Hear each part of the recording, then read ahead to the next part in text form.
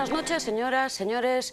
Durante toda esta semana se está celebrando en Baracaldo unas jornadas organizadas por la Fundación Juan de los Toyos, en la que se pretende divulgar y analizar la situación de los judíos que tuvieron que venir a España durante la Segunda Guerra Mundial para huir del nazismo. Decíamos que estas jornadas se celebran en Baracaldo, en la sede de UGT, en la calle Juntas Generales.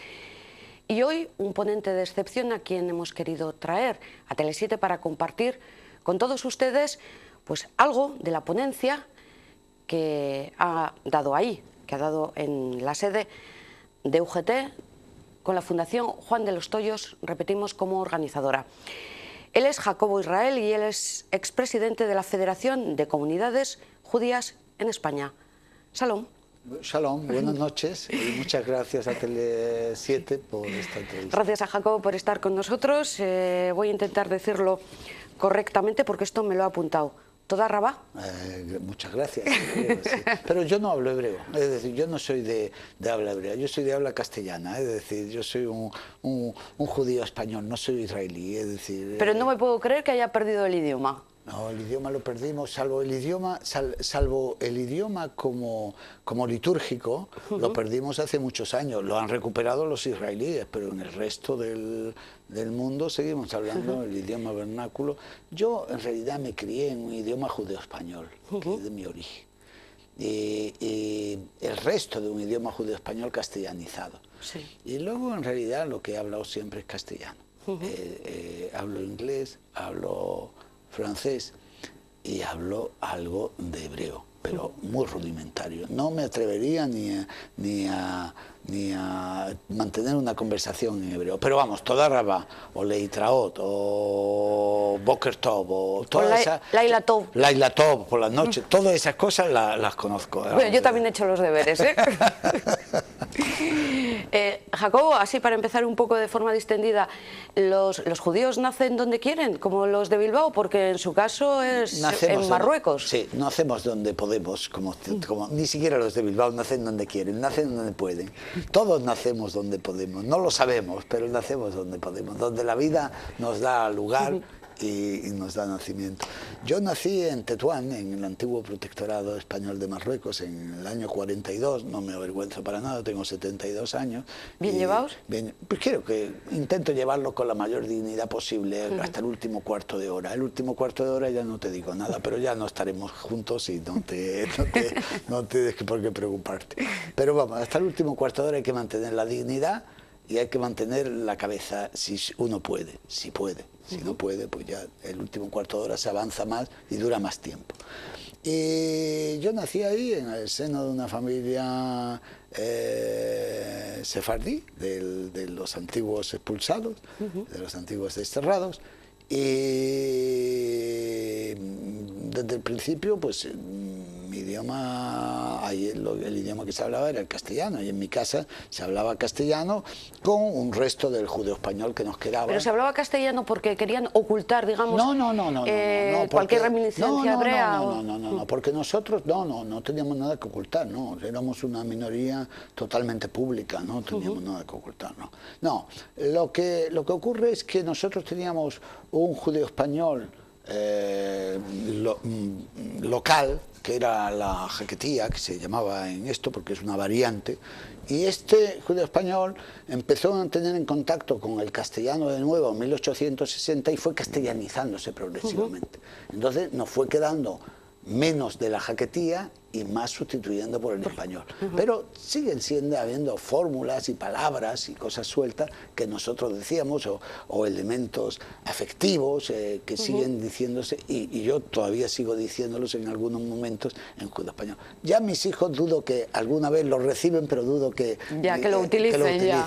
Pero vamos, y mis nietos ya creo que no conocen nada de esto, ¿no? Es decir, pero bueno, este es el mundo. ¿Pero qué pasa con los judíos, que son los grandes expulsados, los grandes odiados? Y nos vamos a remontar a la época de los Reyes Católicos, 1492, cuando fueron desterrados de España, luego el tema del nazismo, y bueno, ya entraremos luego un poco en materia en la época de yo creo que el antisemitismo y las leyes discriminatorias... El antisemitismo procede de la separación traumática que el cristianismo tuvo sobre el judaísmo. Es decir, porque el cristianismo procede del... No, no solamente procede, formó parte del judaísmo durante mucho tiempo. Es decir, el problema es que el judaísmo estaba, y sobre todo el pueblo judío, estaba en una guerra contra los romanos, una guerra que seguramente era perdedora, vamos a decir, efectivamente así fue, vamos a decir, la perdimos, vamos a decir.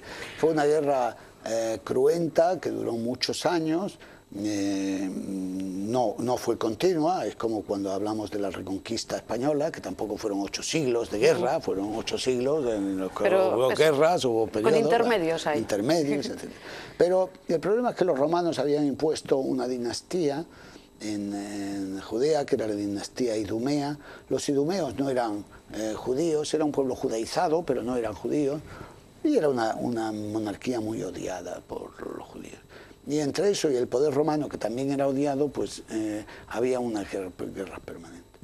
Y en ese contexto es que hay que interpretar muchas cosas. Bueno, la figura de Jesús para los judíos era un rabino, una escuela rabínica de las que había entonces, que había muchas, es decir, y diferentes, con componentes de otro tema. Pero bueno, el cristianismo al final fue una religión que habría mucho que contar sobre esto, que se estableció separándose del judaísmo en un momento determinado porque el número de adeptos griegos en el Asia Menor sobre la iglesia cristiana fue mucho mayor. Y sobre todo cuando se perdió la guerra con los romanos, pues entonces fue cuando los cristianos dijeron: nosotros no somos judíos, no tenemos que ver nada, no tienen por qué expulsarnos, no tienen por qué. Y entonces hubo una separación que fue muy traumática. Esta separación traumática, más luego el hecho de que el cristianismo llegara a ser la religión oficial del Imperio Romano, estableció leyes discriminatorias. La pérdida de la guerra, por un lado, sí, de las guerras con los judíos. El establecimiento de la religión católica cristiana como religión del Imperio Romano, que no es católica, sino la cristiana. Y el hecho de establecieron leyes discriminatorias que son las que, establecidas y continuadas de una forma o de otra, mantienen como la teoría del deicidio o las teorías de teorías absurdas. Fíjense que estamos hablando de 1492 y luego llegamos a la época de la Segunda Guerra Mundial. Con el nazismo estamos hablando ya de 1940. No, pero yo estoy hablando de mucho antes, yo estoy hablando del siglo I y del siglo II. Entonces, el verdadero problema de esto es, en España los judíos eran una minoría muy antigua, una minoría anterior a la población cristiana, lo mismo que en Marruecos, lo mismo que en todas partes, porque en realidad era una población diseminada por el Mediterráneo, sobre todo después de la pérdida del templo en el año 70, de la era actual. Y por lo tanto era una población muy diseminada por el Mediterráneo, pero vivieron sin problemas durante un cierto espacio de tiempo. Luego hubo problemas con los reyes, algunos reyes visigóticos como Ricaredo, y luego durante la Edad Media fue una Edad Media relativamente tranquila, tanto en la España musulmana como en la España cristiana, hasta el siglo XIII en la España cristiana. Y en el siglo XIII aparece un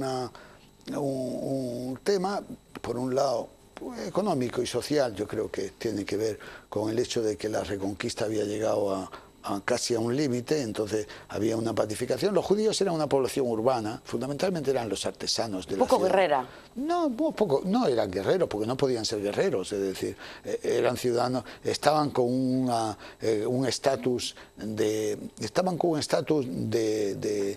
pueblo aparte, protegido por el rey, tenían que pagar unos impuestos especiales, etcétera, etcétera, y no podían ser guerreros, es decir, pero sí eran soporte de estos eran fundamentalmente artesanos en la ciudad. Y formaban parte importante de muchas ciudades. En las ciudades castellanas, pues muchas ciudades castellanas representaban el 30% de la población, es decir, no había población casi rural, pero representaban. Y en pequeños burgos representaban una parte importante, eran artesanos, eran comerciantes, eran la población de la urbe y la que nutría, digamos, una serie de oficios. Que cuando la Reconquista llegó a su cenit, pues los cristianos fueron progresivamente entrando en las ciudades y estableciéndose en las ciudades, ya no como guerreros, sino como ciudadanos, y muchos de ellos, los más bajos, pues también eran artesanos, y ahí empezó una competencia, una competitividad, que son la conflictividad social del siglo XIII, y ahí empezó otra vez un antisemitismo más. Esto además exacerbado por la historia de las cruzadas y la historia de tal, pues llegó a haber un antisemitismo muy fuerte en la última parte de la Edad Media, sobre todo final del siglo XIV. Hubo unos tremendos pogroms en el año 1391, y un siglo después llegó el decreto de expulsión, llegó el decreto de destierro de los judíos en tanto que judíos. Entonces muchos judíos tuvieron que salir del país, otros se convirtieron o ya estaban convertidos porque habían sido convertidos algunos por la fuerza, este es otro problema, ¿qué tal? Y tuvieron que salir. El odio, en España no hubo judíos públicos hasta 1834, desde 1492 hasta 1834, hasta el final de la Inquisición por la regente María Cristina no hubo judíos públicos. Los judíos volvieron a aparecer. Por lo que pudiera pasar. Por lo que pudiera pasar. No, es que eran reos de muerte, es que eran reos de muerte. No, había un decreto que prohibía salvo pena de muerte. Entonces, bueno, ahí empezó una nueva etapa, poco a poco, de rehacer la vida. El odio a los judíos, que yo creo que no es odio, es fundamentalmente, por un lado es ignorancia, por otro lado es fundamentalmente es prejuicio. Los prejuicios y estereotipos que tenemos las personas sobre los demás son tremendos, es decir, son tremendos. Es decir, todos pensamos que el otro es el desconocimiento, ¿eh? Es el desconocimiento y la simpleza, La simpleza con la que uno valora, pero lo valora a todos, lo valora a los franceses, o valora a los andaluces, o valora a los esto. Unos son vagos, otros son no sé qué, como si todos pudieran ser, si toda una población pudiera ser vaga, si toda una población pudiera ser avariciosa, si toda una población... En las poblaciones hay de todo. Pero ha habido un hecho que ha marcado un poco la actualidad, que ha vuelto igual a ese odio antisemita, vamos. El partido... Los Twitter. Sí, los Twitters, Internet, con el partido del Maccabi contra el Real Madrid. Gana el Maccabi y aparecen Twitter los putos judíos y cosas. Eso es. Pero en realidad, primero el desconocimiento. En segundo lugar hay grupos nazis y filonazis que aprovechan la coyuntura y yo creo que en gran parte es el desconocimiento y esto es la simpleza de la gente. Yo creo que mucha gente ha perdido el norte y tienen capacidad, sin embargo, de expresión, porque esta gente antes no tenía capacidad de expresión. La libertad de expresión está muy bien, yo soy un firme partidario de la libertad de expresión, porque sin libertad de expresión y sin libertad de prensa no hay otras libertades. Pero la libertad para el odio, para mantener el odio, yo creo que debe ser mucho menor, ¿sabes lo que quiero decir? Sí. Pero bueno, ahí hay toda una problemática legal. Sí, en un futuro veremos cómo se reordena un poquito todo eso, porque tampoco se puede dar vía libre a cualquier tipo de comentario. Porque el mensaje negativo es la primera parte del odio. El odio da lugar a la violencia y esto ya lo hemos vivido demasiado. Y esto es una de las cosas de las que hemos tratado en el Congreso este, ¿no? Sí, el título de su conferencia, Historia y testimonios de los refugiados judíos en España durante la Segunda Guerra Mundial. ¿Hubo muchos refugiados judíos en España huyendo del nazismo? Vamos a ver. En primer lugar, la primera parte que intenté hacer de mi exposición fue un poco valorar entre esa etapa del 39-45 cuál era la posición del régimen franquista ganador con respecto a los judíos, y quise eliminar algunos prejuicios anti y a favor que existen, porque es que existen prejuicios anti y prejuicios a favor. El franquismo fue hermano del movimiento fascista, es decir, fundamentalmente yo creo que, y como expliqué, el fascismo, como decía un pensador que era Walter Benjamin, lo que intenta es que las masas se comuniquen y puedan expresarse, pero en la forma contraria a la que algunos quieren. Es decir, lo que quieren es que se comuniquen y se expresen en favor de mantenimiento del sistema de propiedad. El fascismo fue un movimiento contrario a los movimientos que venían de la Unión Soviética y de otros, del cambio de la propiedad, que era una, según los marxistas, era la gran consecución de la clase proletaria, de las masas proletarizadas, pero el fascismo lo que pretendía era justamente que las masas se expresaran, pero en el mantenimiento del sistema de propiedad. Y en este sentido, el franquismo se apoya en grupos fascistas, en la Falange, en la JONS, la Junta de Ofensiva Nacional Sindicalista, junto con grupos católicos. Pero es que yo he leído dos versiones, una que dice que Franco hizo mucho a favor de los refugiados judíos y otra por el contrario que no. Pues lo primero fue explicar que, Franco fue un pragmático. Franco se encontró con 4 tipos de población judía. Los judíos que vivían en el interior del país. Los judíos que estaban en el antiguo protectorado, en lo que era el protectorado, que entonces era protectorado de España y Marruecos.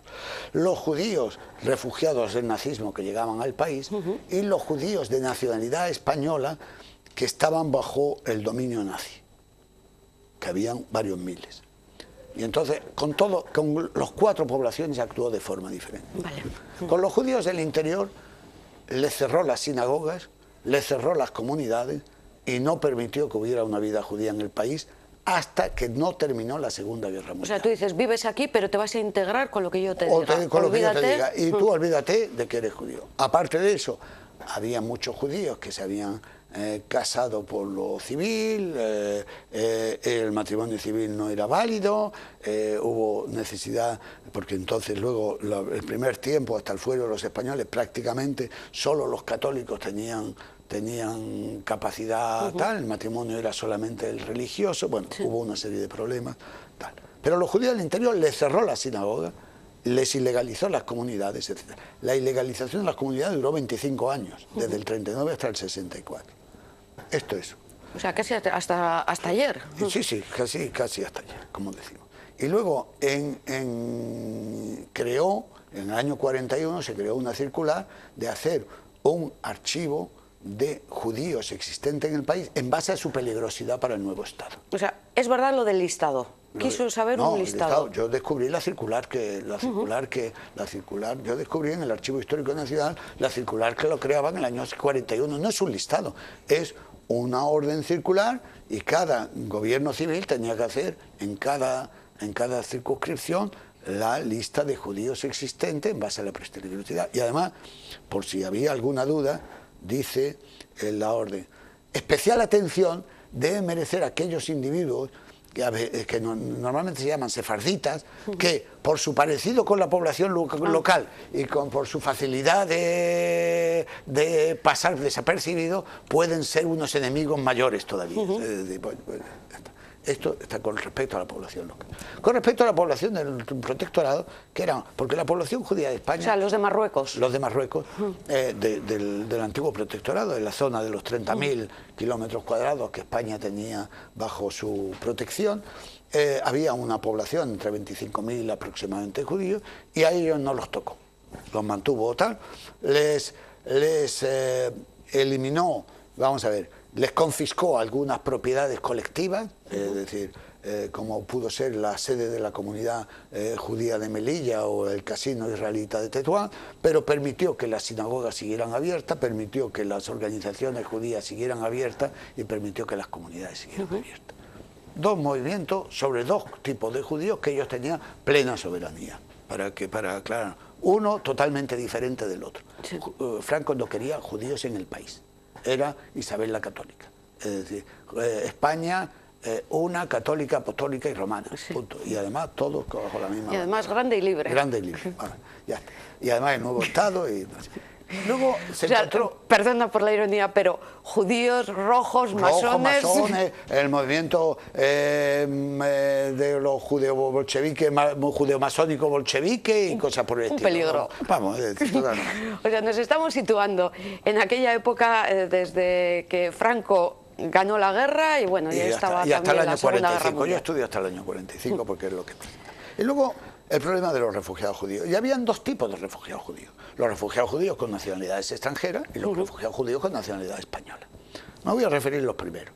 Los primeros fueron todos los judíos de nacionalidad alemana o francesa o polaca o tal, pero fundamentalmente alemanes, austriacos, los judíos de Europa Occidental, porque todos venían fundamentalmente de Francia, que se habían refugiado en Francia huyendo del nazismo inicialmente, y que luego entran los alemanes, ocupan París, tiene lugar la guerra, ocupan París, y al ocupar París hay una zona aparentemente libre, pero se empieza a ver que hay movimientos, hay racias, hay no sé qué, hay leyes raciales también en la Francia ocupada, y muchos de estos judíos lo que intentan es salir fuera de Europa, porque Europa era una ratonera. Sí, y Francia además era colaboracionista. Colaboracionista. Toda Europa era colaboracionista, toda Europa, salvo Inglaterra en un momento determinado, cuando Alemania invade a Holanda, Bélgica, Dinamarca, Noruega y Francia, toda Europa continental era colaboracionista. El único reducto era Inglaterra, era una España y Portugal que primero fueron neutrales y España luego se pasó a no beligerante para ayudar al eje de tal, luego volvió a ser, porque era muy pragmático, volvió a ser neutral cuando los alemanes ya empezaron a perder la guerra, y Suecia, y luego estaba tal. Pero todo era colaboración, ¿no? todo eran gobiernos. Entonces, este mundo era un mundo era una verdadera ratonera para los judíos, sí. Era una verdadera ratonera. Entonces, en este momento hay dos momentos que son cruciales. Un momento hasta la ocupación de la zona libre de francesa, la zona de Petén, por los alemanes, que esto ocurrió en el 42, y otra es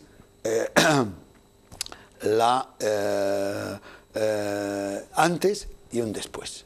Y otra ya la liberación hasta el 44, porque el 44 ya se libera Francia, y en agosto del 44 se libera París, Francia se libera relativamente rápidamente y ya el problema deja de existir. Pero el problema existe durante... Sí, el problema es el que en esos años le pilló siendo judío y en Europa. En Europa. Y entonces, unos antes del 42 llegaron fundamentalmente por vías legales, quiero decir, ¿qué le exigía a España? Inicialmente exigía que hubiera un visado de salida del país y un visado de tránsito de Portugal. Es decir, los únicos barcos que salían hacia América, que era el único lugar donde, porque el Mediterráneo estaba cerrado, era el único lugar hacia América, tenían que tener un visado de algún país americano, de Estados Unidos o de un país latinoamericano, y tenían que tener un visado de tránsito de Portugal, tenían que tener un visado del cónsul de Portugal diciendo que podían transitar por Portugal. Y entonces ellos les dejaban pasar.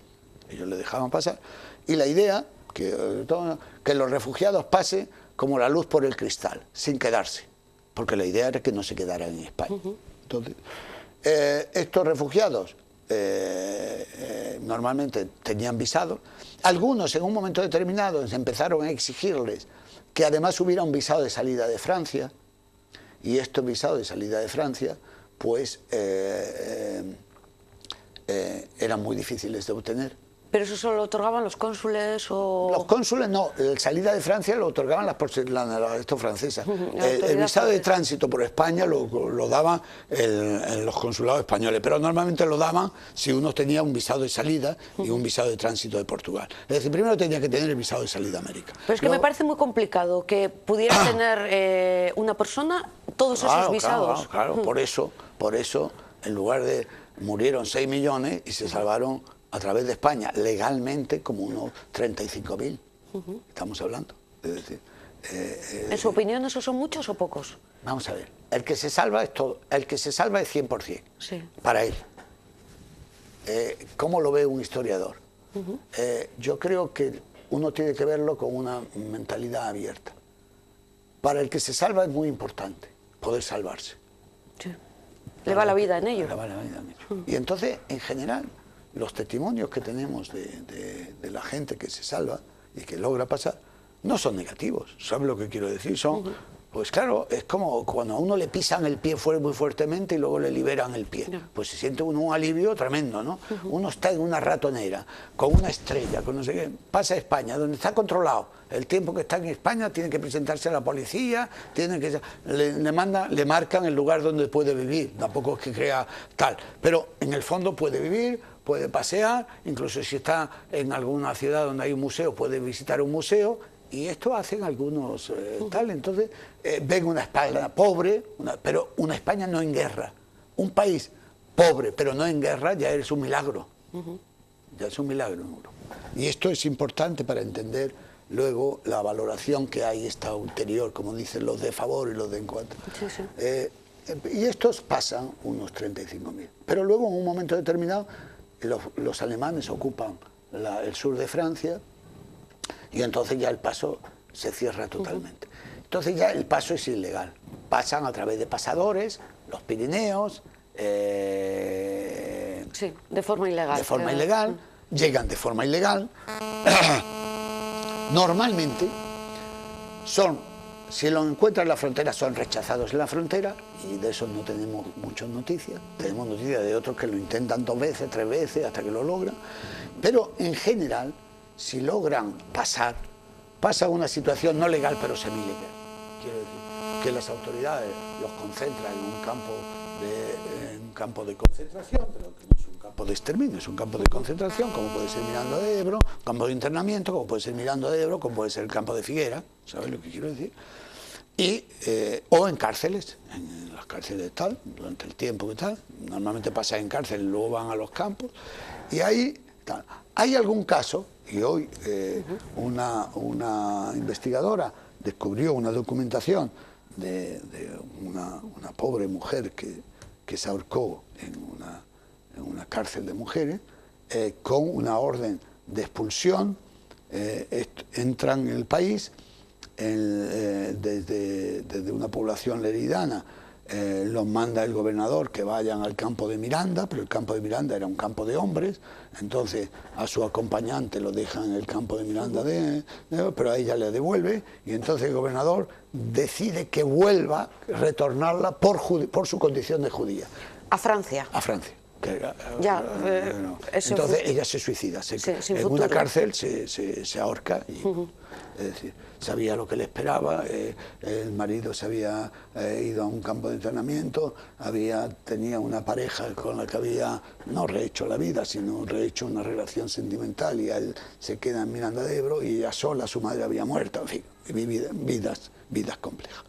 Pero en general son remitidos a esto. Hasta el año 42 no se permite en España que actúen las organizaciones caritativas judías internacionales. A partir del 42 viene un embajador americano. Nunca le estaremos tan agradecidos a los embajadores americanos e ingleses de aquella época, que representaban la democracia en el país, que luchan porque las organizaciones caritativas tengan un papel en España, y logran, a través de la Cruz Roja Portuguesa, la Cruz Vermella Portuguesa, que vengan 2 personas que en realidad son agentes de las organizaciones caritativas americanas, financiadas por las organizaciones caritativas americanas, judías americanas, y estos negocian con los campos, sacarlos de los campos, que tampoco ellos querían tenerlos en los campos, pero residenciarlos en algunas residencias, en algunos hoteles, con vigilancia policial o con obligación de presentarse semanalmente a la policía, pero donde ya pueden vivir una parte de su vida. Aunque sea de forma provisional. Aunque sea de forma provisional, porque el problema era... su destino final... El problema es que ellos tenían que salir del país. Eso es. Pero no encontraban visado. Esta gente no encontraba... La gente que viene de forma ilegal no tiene visado tampoco. Viene a salvarse. Y se calcula aproximadamente unos 7.000 los que se salvaron de forma ilegal, entre el 42 y el 44.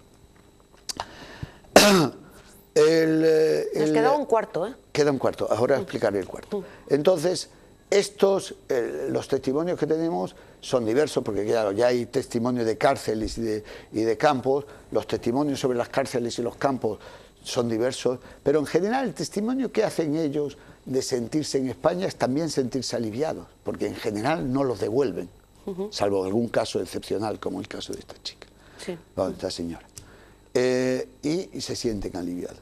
Y luego los que salen a la residencia, pues ven una vida normal, pobre, miserable, pero una vida normal en una Europa donde no había vida normal. Eso era maravilloso, vamos, esto era como el paraíso. Pues, no el paraíso en el sentido... Sí, pero vale el ejemplo ese del pisotón. Eso, vale el ejemplo del pisotón. El ejemplo del pisotón lo explica todo. Entonces, el cuarto grupo es el grupo de los judíos de nacionalidad española. ¿Quiénes eran estos judíos de nacionalidad española? En el año 1924, gobernando Primo de Rivera, se encontró con un problema que era el de los antiguos protegidos españoles en el Imperio Otomano. El Imperio Otomano había desaparecido por un lado, pero por otro lado el sistema de protecciones desaparece por un tratado internacional que es el Tratado de Lausana. Antes existía, las naciones occidentales tenían protegidos que eran sus agentes comerciales o económicos o de influencia en la zona. Y España tenía varios miles de protegidos, que la mayoría eran sefardíes porque hablaban un idioma que entendían el castellano y se entendían con ellos en castellano. Y entonces, estos protegidos, el decreto de Primo de Rivera les da posibilidad de tener la nacionalidad española. Y muchos de ellos, antiguos protegidos, demuestran la nacionalidad española y consiguen pasaporte español. El final del Imperio Otomano, además, hace que mucha de esta población pues emigre, porque el final es caótico, porque como todo final es caótico. Y entonces muchos emigran a Francia, otros siguen viviendo fundamentalmente digamos, de la zona que nos preocupa, fundamentalmente viven en Salónica, en Grecia, en la Salónica ocupada por los italianos. París, que era una zona donde se calcula que había unos 3.000 judíos en Francia en nacionalidad española, de los cuales 2.000 estaban en la zona ocupada y 1.000 en la zona digamos, libre, entre comillas, la zona de Petén, pero que era colaboracionista también a tope, vamos a decir. Entonces, el problema con esto es que las leyes raciales se les aplican, y el gobierno español dice, no importa que se les apliquen las leyes raciales, lo único que da a los cónsules es que sobre sus propiedades, en lugar de expropiárselas, el gobierno español toma esas propiedades como propiedades de españoles, que en realidad era una expropiación. Luego tuvo que devolverlo al final de la guerra, pero vamos a decir... sí, pero bueno, me interesa quedarme, esto es algo que lo repiten todos. El dinero es el dinero y era una oportunidad. Sí, cuando uno gana al final se queda con las propiedades de lo que puede, y en fin. Bueno, y eso es el mundo como es, la naturaleza humana da lo que da. Sí, da gusto. No da más, es decir, no da más. Bueno, entonces, de esta población, de los franceses, logran pasar una pequeña parte a España, muchos a título individual. Había cónsules, como el cónsul general en París, que era Royan, que era un individuo magnífico y que tenía mucha amistad con judíos, porque los judíos representaban ahí, los judíos de nacionalidad española eran una parte importante del público de la población española en París, es decir, ¿sabes lo que quiero decir? 2.000 no era una cantidad pequeñita, era una cantidad importante, vamos a decir. Sí, que seguro además que eso, con sus comercios... Con sus comercios, era una población importante, era una población, digamos, activa, es decir, bueno. Y entonces, Royan les recomendaba, yo he conocido todavía algunos que les recomendó en particular, es decir, vosotros ir a España, pero no entréis como judíos, entrar como españoles, es decir, y decir que vosotros sois españoles, nunca digáis que sois judíos. Entonces había una familia, un padre de familia que entró con su familia, con sus muebles, con su tal, mientras pudo, porque como español, vino como español, y claro, se encontró con el papel en la frontera que le decían religión. ¿Y ahí qué pongo? Y después yo puse ortodoxo, porque era lo más neutro. Yo era un judío ortodoxo, ¿sabes lo que quiero decir? Entonces, ortodoxo. Pero claro, luego había papeles en la policía y el control policial de España era entonces enorme, vamos a decir. Y entonces la policía pasaba, ¿y ustedes de qué religión son? Y tal, y él siempre decía ortodoxo. Y ya años pasados, la guerra, y pasar la guerra mundial y tal, el comisario de policía logró tener amistad con este señor y le decía, ¿usted cree que nosotros no sabíamos que usted era judío? ¿Sabe lo que quiero decir? Pero bueno, hacía la vista gorda, porque también hay gente que hace la vista gorda y que mira para otro lado, a veces en el buen sentido y a veces en el mal, en no evitar el mal, ¿no? Bueno, total que vinieron unos pocos centenares. Estos no en tránsito, estos podían quedarse. Estos que llegaron poco a poco podían quedarse. Hubo cupos que vinieron ya en el año 43, comienzo del 40, final del 43, cupos que sí vinieron en grupo, porque en el año 43 ya empezó de la no beligerancia a la neutralidad. Franco osciló de la neutralidad a la no beligerancia después de encontrarse con Hitler en Hendaya y volvió a la neutralidad en el año 43 cuando vio que perdían. Es decir, cuando vio que aquello no estaba nada claro, entonces volvió. Y entonces permitió que un grupo, me parece que era de 80 y otro de no sé cuántos, en total fueron 300 y pico los sefardíes de nacionalidad española que pudieron volver, de Bélgica y de Francia, pero fueron escasos. De la Francia no ocupada prácticamente no volvió ninguno, porque claro, estos estaban en la Francia no ocupada, pero cuando la ocuparon ya cerraron la frontera y ya todo era ilegal. Es decir, entonces... Suponemos que todos aquellos que se quedaron terminaron en un campo de concentración. No todos. Unos se ocultaban, otros... Vamos a ver. Hubo, como decimos, la mayor parte de los testigos. Aquí hay víctimas, hay verdugos y hay testigos. La mayor parte de los testigos miró hacia otra parte y dijo, algo habrán hecho. Pero una parte de los testigos intentó salvar vidas, es decir, y salvó vidas.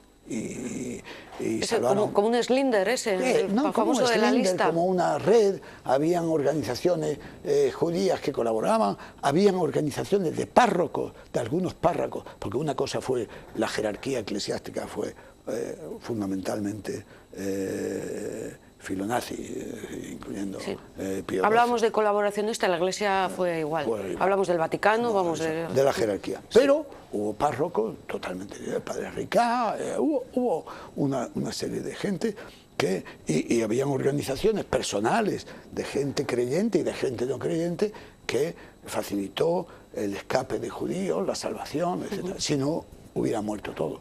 Al final murieron 150.000 judíos de Francia, pero no murieron todos. ¿Y en total cuántos murieron en la guerra civil? En la Segunda Guerra Mundial, perdón. 6 millones. 6 millones. 6 millones de judíos, en total. Pero es que siempre, cuando de los hablamos... judíos orientales, de los judíos de Polonia, que eran muchos. Sí, hablamos de los que, sobre todo... Es que tenemos que hablar del campo de exterminio, de Auschwitz y de todos los campos de exterminio. Entonces, y luego otro grupo de estos nacionales españoles seguía viviendo, unos en Italia, en el norte de Italia, porque eran de los emigrados que también habían ido a Italia, algunos en Milán, he podido hablar con algunos de ellos, y otros vivían en Salónica. Entonces, ¿qué pasó? Con la caída de Badoglio se lucha contra el duce y logra ganar y sustituir al duce. Pero los alemanes invaden de nuevo Italia y le vuelven a poner al duce de Mussolini. Y entonces, pero además, a los italianos se le había dado una zona de la Grecia ocupada, que era justamente la zona de Salónica. Y los italianos, Salónica y la isla de Rodas y algunas.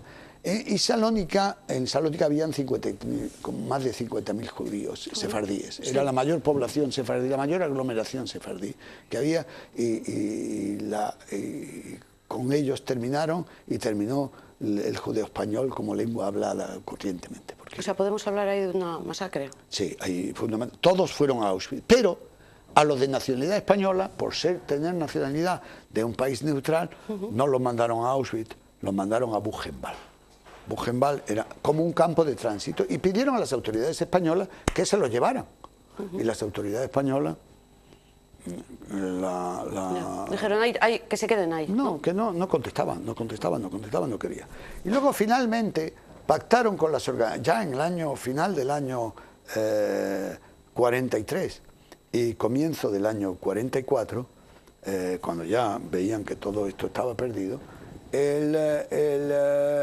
pactaron con las organizaciones caritativas que pudieran pasar, pero siempre que fueran al campo, con destino al campo de Fedala, que los americanos habían hecho, el campo de internamiento de refugiados, que los americanos habían hecho en Fedala, en Marruecos, en el Marruecos liberado, y entonces les dieron, en el pasaporte español, les pusieron un sello que ponía pasaporte no válido en España, con destino a África y Palestina. Y en realidad los dejaron pasar para que no se quedara. ¿Sabes lo que quiero decir? Para que no se quedara. Y entonces ahí lograron pasar un grupo de los de Buchenwald, un segundo grupo en febrero, y un tercer grupo nunca llegó a pasar, porque la guerra terminó antes y el campo de Buchenwald fue liberado. Es decir, y esta es la posición de Franco con respecto a los judíos. Es decir, refugiados sin nacionalidad española, refugiados con nacionalidad española, que quieren ser refugiados y que quieren venir al país, y luego finalmente judíos del interior. Sí. Y vemos que son 4 situaciones diferentes. Evidentemente saca uno una conclusión. Franco no era ni antisemita ni no antisemita. Lo que no quería era judíos en el país. Quería una España única, monolítica, apostólica, romana y bajo una misma bandera, una misma religión y una misma fe.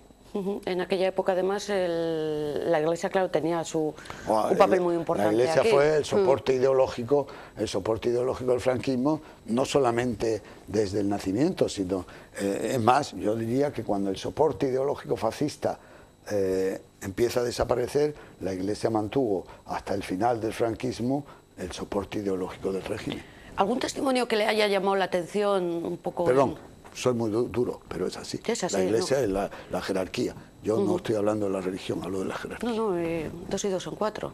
Y tampoco creo que engañemos a nadie. Mi opinión, además. Y creo que es una construcción de mi opinión bastante racionalizada. No es una opinión que me mueve la pasión, porque a mí no me mueve la pasión, me mueve el conocimiento, ¿no? Y aquí tampoco vamos a hablar que si de una religión, de la otra, no ni estoy hablando de la para nada de musulmana, religión. ni... No estoy hablando para nada de religión. Estoy hablando de poder político, no estoy hablando de religión. Claro, es que está como muy mezclado, pero bueno, sí me gustaría algún testimonio que le haya llamado la atención.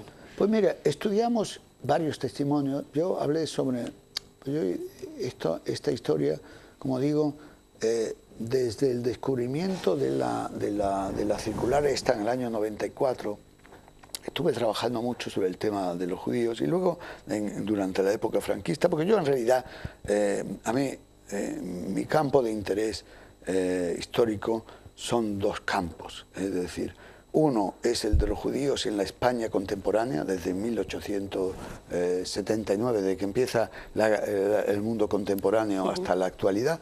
Y digamos, la actualidad me interesa hasta a mí la actualidad me interesa fundamentalmente hasta la Constitución de 1978, porque a partir de la Constitución de 1978 la historia ya es historia y está documentada, ¿sabes lo que quiero? Pero antes no está tan documentada. Sí. El recuperar el conocimiento y la memoria, no es la memoria, sino el conocimiento de quiénes fueron los judíos y el poder acceder a documentos personales, colectivos, etcétera. Ese tiempo ha sido uno de los... Y otro...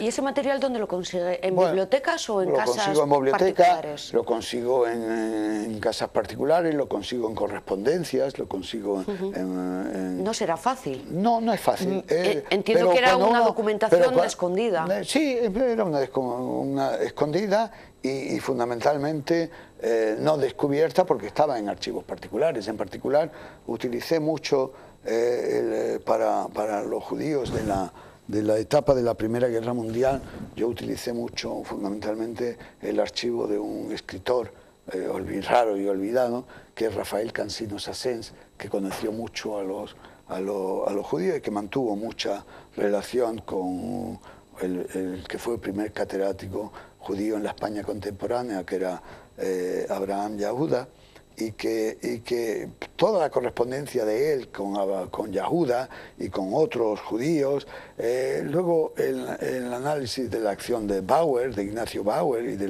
de los Bauer en el país desde 1848 hasta el año 50 y tantos, 1950, en fin, una serie de documentos a los que he ido teniendo acceso a lo largo de 30 años. Mi campo de actuación, que son este campo, más el de los judíos hispano-marroquíes, los sefardíes del norte de Marruecos, llevo trabajando 30 años. Entonces, es mi campo en el que creo tener un conocimiento suficiente, y creo que mi construcción sobre ambos campos, porque no me dedico a otra cosa, vamos, no me dedico desde el punto de vista histórico a otra cosa. Entonces, pero más como hobby que como... No, como hobby, yo he sido, como digo, desde niño me gustaban dos cosas: las matemáticas y las humanidades, que son dos cosas aparentemente contradictorias. Sí. No son contradictorias, pero bueno, aparentemente contradictorias.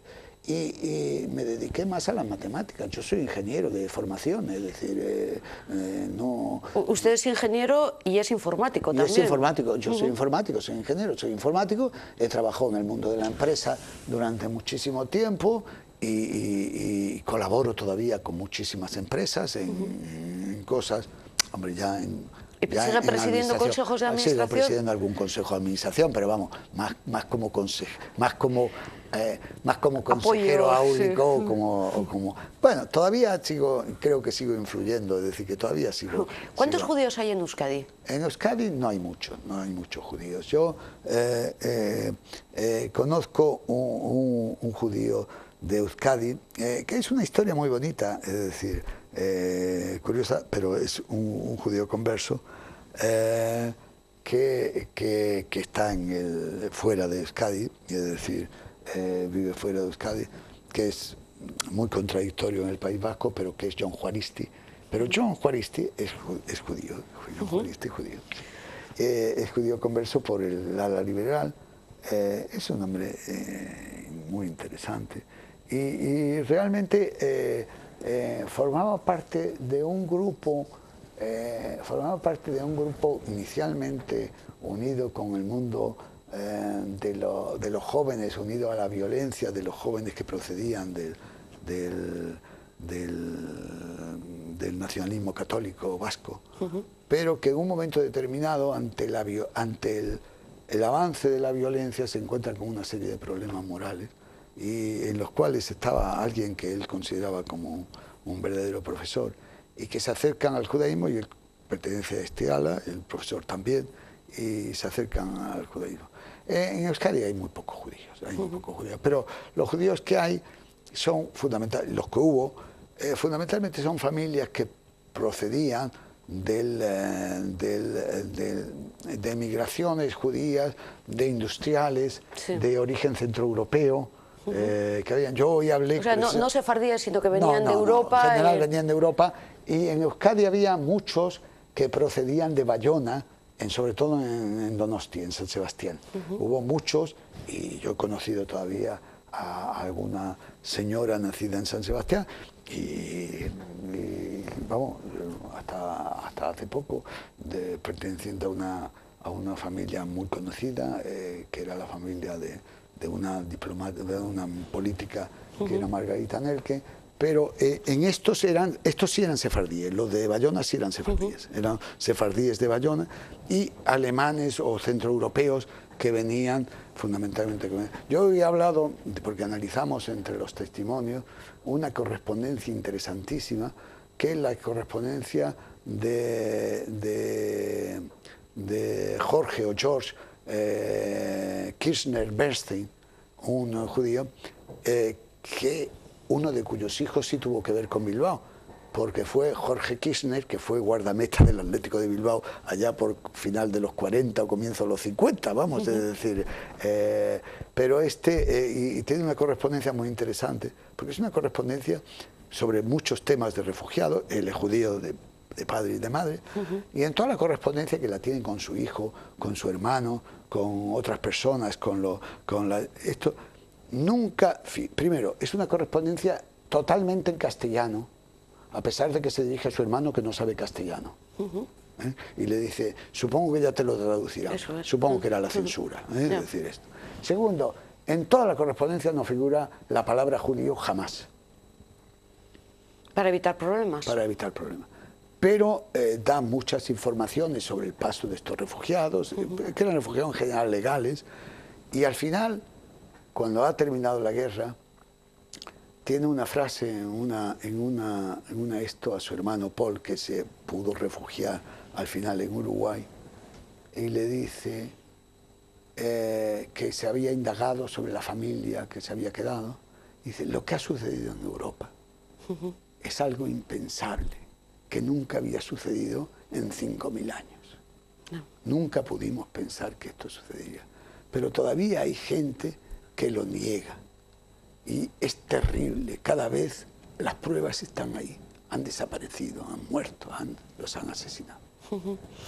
Pero bueno, tampoco le damos mucha validez a ese tipo de opiniones. No, claro, porque ese tipo de opinión, pero lo que los realmente... hechos son los hechos. Los hechos son los hechos, pero la opinión de un hombre en el año 45, ¿sabe lo que quiero decir? En el año 45, en España, que intenta a través de la Cruz Roja saber noticias de la familia que ha quedado en a mí y sobre todo escrito desde España y en español, me llamó la atención. No quiero perder se la refiere oportunidad. también a los años oscuros, tiempos oscuros, en una correspondencia con su hija. Estos son tiempos oscuros los que nos toca vivir. Ya, no, desde luego, ojalá no se repitan, pero quería aprovechar la presencia también de Jacobo Israel, expresidente, ¿verdad?, de la Federación de Comunidades Judías. Yo soy un hombre libre, no represento a los judíos, a ninguna opinión. Represento mi opinión. Pero ha estado muchos años de presidente. He estado muchos años de presidente, he sido presidente de la Comunidad Judía de Madrid y he sido presidente de la Federación de Comunidades Judías.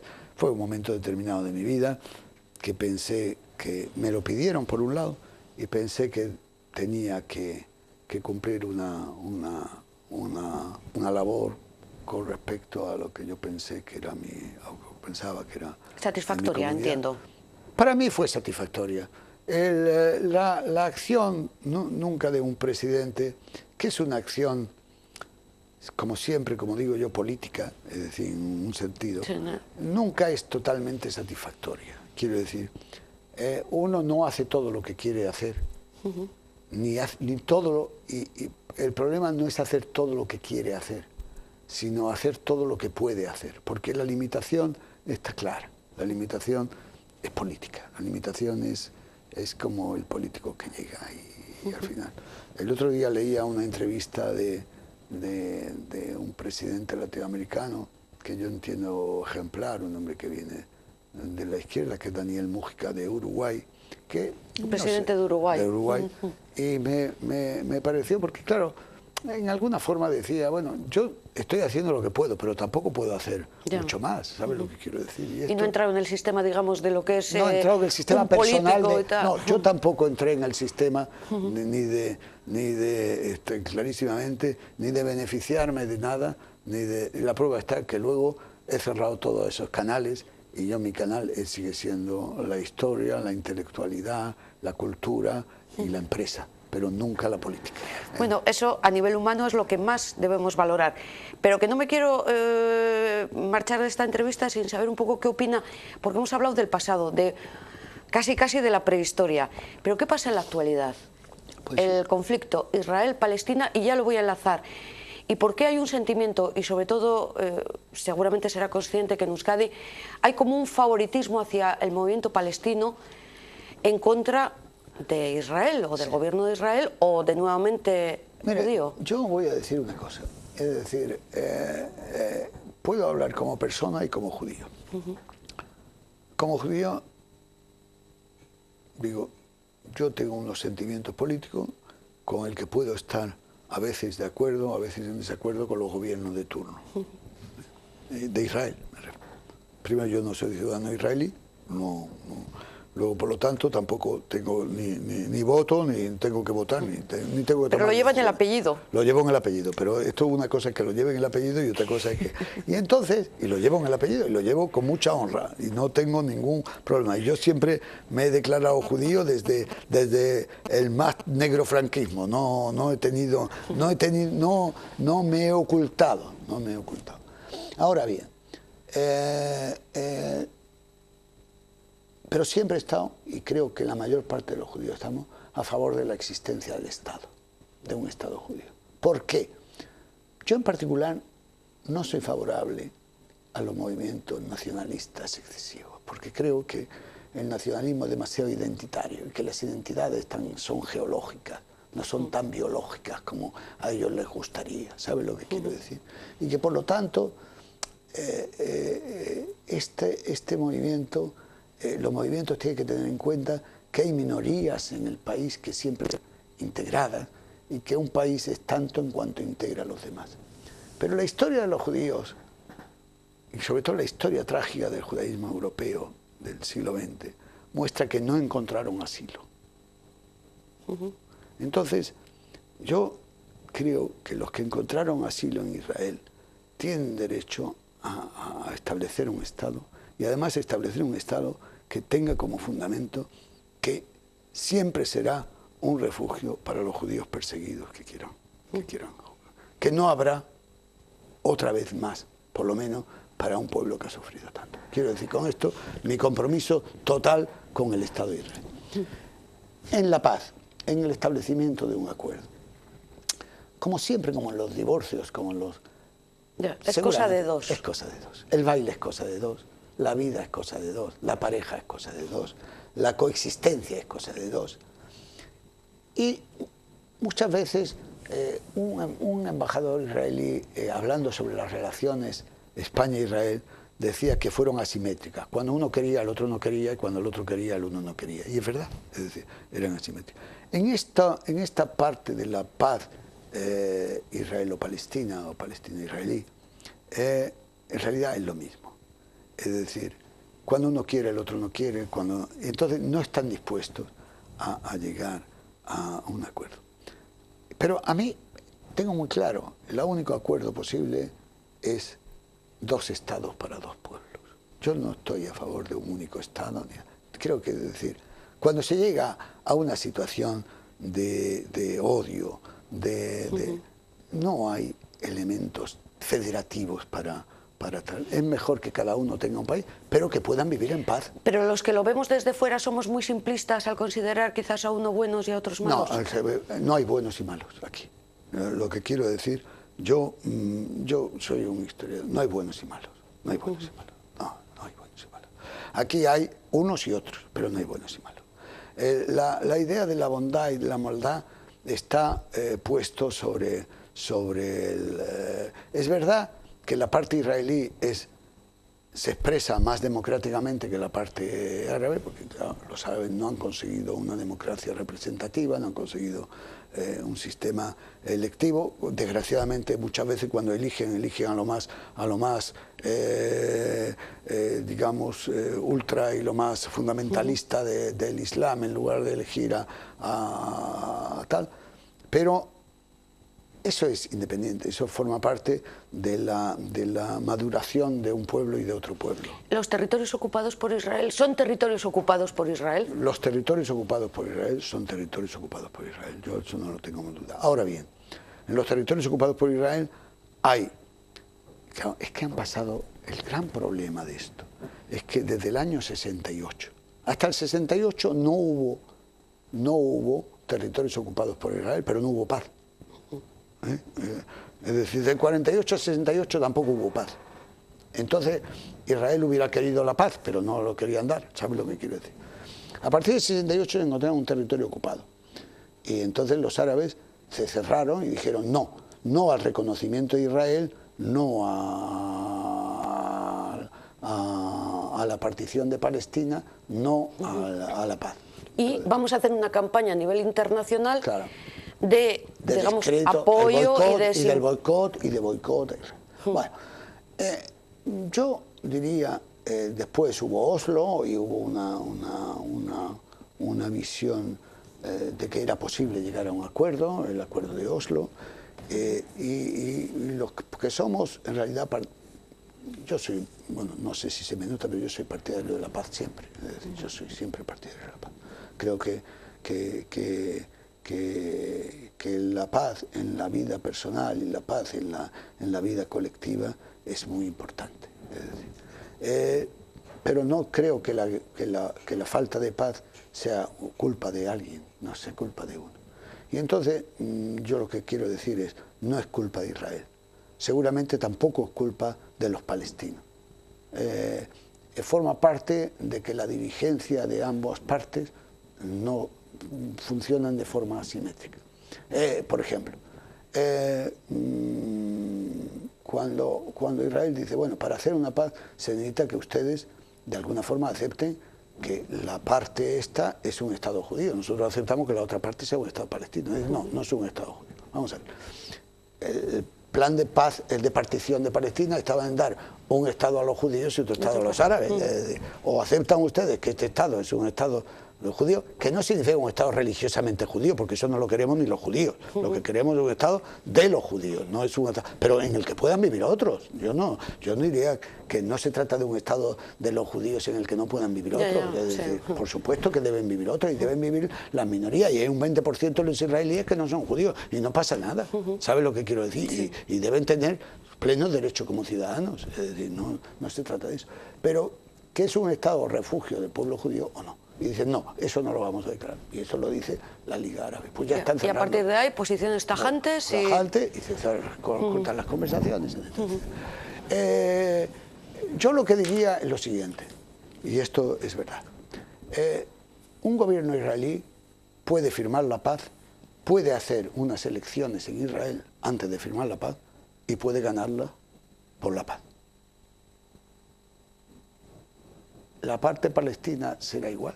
¿Pueden hacer unas elecciones y ganarlo por la paz? Esta es la gran duda que yo tengo. Y con ese interrogante lo vamos a dejar. Jacobo Israel, ha sido un placer tenerle con nosotros. Para nosotros también ha sido un placer, para mí ha sido un placer estar con vosotros. Compartir este tiempo, este pequeñito tiempo. Y con la televisión de una población tan simpática como el Baracaldo. Toda Rabá. Toda Rabá y Laila Tov. Todavía es, pero vamos, todavía es tarde, aquí todavía es de día. Esperemos tenerle muy prontito de nuevo con todos nosotros aquí. Muchas gracias a ustedes. Gracias. También les damos las gracias a todos ustedes. Hoy día de tiempo de entrevista, mañana tiempo de debate. Será jueves, les esperamos. Gabón, buenas noches.